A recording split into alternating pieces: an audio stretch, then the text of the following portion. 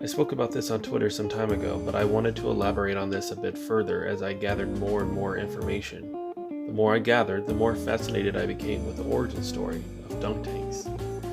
Back in 1881, an Indiana circus promoter had a brilliant idea. Chain a monkey to a pole and through a hole in the tarp force the monkey to pop his head out of the tarp and allowing the people watching it to hit it in the head with a baseball.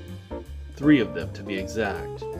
This was quickly seen as a failure. As it was stated in the Indiana Herald, for any man to put an animal in this position is a shame and an outrage, which is true, until it evolved. The game was soon reinvented that instead of a monkey, they hired unemployed black men to stick their heads out of a hole and paid them to get hit with baseballs. Thus, the African Dodger was born. Hello there, neighbor.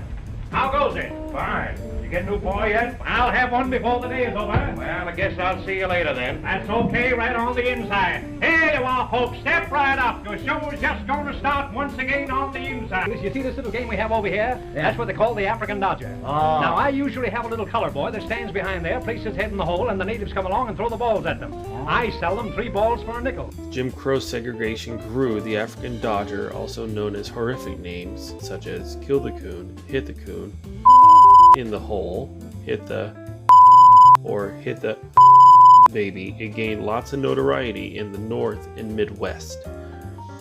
As they would attempt to throw the baseballs, they would shout and scream racial slurs to the African Americans that are the targets of a vicious and dangerous onslaught. But as time grew, many felt that even this game was brutal and inhumane.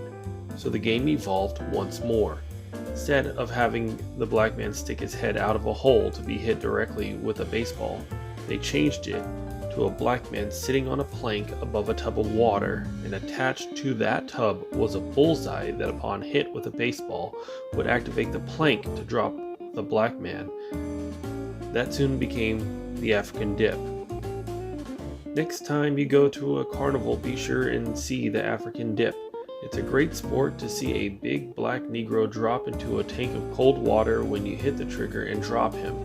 He comes up splashing and sputtering and climbs back onto his perch and is dropped again. This practice continued up until the 1960s when the beginning of the Civil Rights Movement began. As the Civil Rights Movement took place, demand for African Americans to participate in the African dip became less and less. So the game evolved again. This time, they will use circus clowns or another employee to berate the patron to participate. This game became the dunk tank and soon found its way into schools, workplaces, homes, birthday parties, fundraisers, media events, and the list goes on. The history of dunk tanks have had a very violent and nasty history towards African Americans, and it's easy to see how, no matter how horrible its history, how easy it had been to forget what is truly meant years ago.